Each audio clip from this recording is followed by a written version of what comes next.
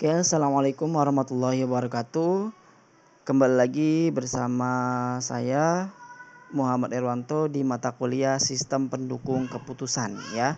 Di pertemuan dua kali ini kita bakal membahas mengenai konsep dari sistem pendukung keputusan itu sendiri.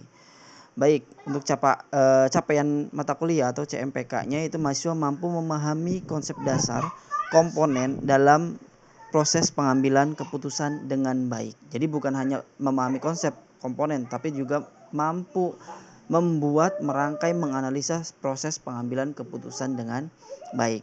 Oke ya, sub CMPK-nya dari uraian dari CMPK-nya dari sub yaitu mahasiswa mampu menjelaskan definisi dan karakteristik SPK. Mahasiswa mampu mengidentifikasi komponen utama SPK, dan terakhir mahasiswa mampu menganalisa prosesnya ya, proses pengambilan keputusannya. Kemudian untuk tujuan pembelajarannya dari ranah kognitifnya mahasiswa mampu menjelaskan konsep. Intinya paham apa yang nanti saya sampaikan, mahasiswa mampu menjelaskan. Yang kedua yaitu mahasiswa mampu menunjukkan sikap kritis terhadap peran SPK. Jadi boleh nanya, boleh antusias lah. Apa sih SPK itu? Jadi ada rasa ingin tahunya. Kemudian yang selanjutnya ini yang ranah paling penting yaitu ranah psikomotornya. Mahasiswa dapat memberikan contoh, mengimplementasikan dari pengetahuan dia, dari kritisnya dia ya, kemudian diterapkan untuk menerapkan sebuah SPK sesuai dengan kasus yang nyata. Oke, konsep SPK-nya ya. Yang pertama materinya mungkin pengertian SPK. Yang jelas SPK secara simpel adalah memilih pilihan dari yang terbaik, yang baiknya diambil lagi ya. Ini SPK adalah sistem berbasis komputer yang dirancang membantu mengambil keputusan dalam menyelesaikan masalah semi struktur ataupun tidak struktur. Misalnya tidak struktur itu apa? Misalnya saham. Saham itu kan tiap hari berubah waktunya dan sebagainya. Maka dari itu di sini tidak terstruktur dalam mengambil sebuah keputusan. Diambil by data langsung diimplementasikan. Kemudian ya, SPK tidak menggantikan peran manusia. Ingat, SPK tidak menggantikan peran manusia, tapi hanya mendukung atau memberikan informasi, analisis, dan solusi terbaik dari alternatif yang ada, sehingga keputusannya lebih cepat seperti itu.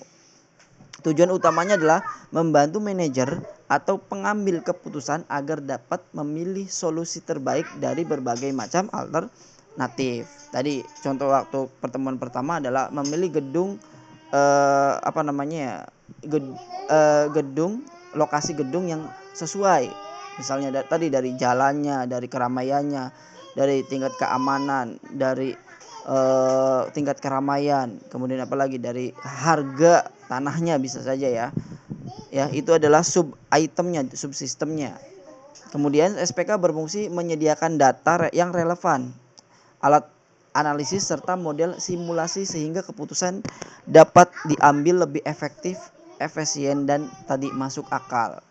Karakteristik SPK-nya yang pertama bersifat interaktif dan mudah digunakan. Ya, jadi konsepnya yang pertama ada yang dinilai, ada kriteria penilaiannya, kemudian ada sub penilaian dari sebuah kriteria, kemudian dinilai, analisa, hasil analisanya, kemudian di ranking. Jadi mudah digunakan ya. Kemudian tidak menggantikan tapi mendukung peran pengambil keputusan. Perbedaan dengan sistem yang lain, pokoknya SPK itu sistem cerdas lah. Kalau bahasa kitanya adalah sistem cerdas. Kalau SIM kan sebatas transaksi, pemrosesan, selesai laporannya. Kalau SPK ini sistem cerdasnya seperti itu. Kemudian definisi fungsinya, SPK sebagai sistem interaktif berbasis komputer. Fungsi utamanya menyediakan data. SPK itu data by pengetahuan ya, model dan pengetahuan. Peran SPK dalam masalah semi terstruktur. Oke ya, materi atau komponen SPK, sub manajemen data, ini sub ya, sub manajemen data. Jadi datanya apa saja, sub modelnya, algoritma, sub pengetahuan, algoritma dirancang, kemudian dianalisa, kemudian antar muka penggunanya. Jadi rankingnya sudah kelihatan. Ini loh datanya, kan kalau misalkan pimpinan nggak mungkin hitung-hitungan metode ARAS, metode MORA.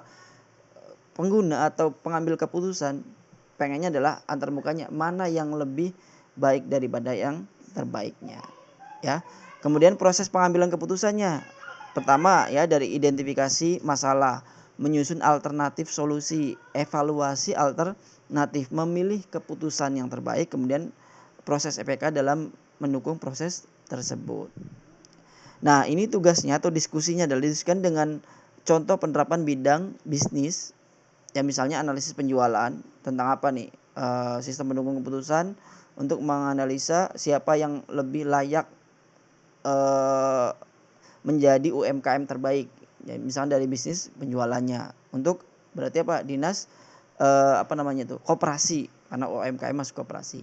Kemudian kesehatan, diagnosa penyakit, kemudian pemerintahan, ya perencanaan anggaran dan sebagainya. Jadi kalian diskusikan, nanti kita evaluasi ya dari ujian-ujian yang ada. Ya ini adalah referensi, silakan kalian bisa akses materi-materi dari daftar pustaka yang saya berikan. Oke, terima kasih sudah mengikuti mata kuliah saya. Jika terlalu cepat silakan kalian diulang-ulang video ini, dan saya Heri, wassalamualaikum warahmatullahi wabarakatuh. Terima kasih.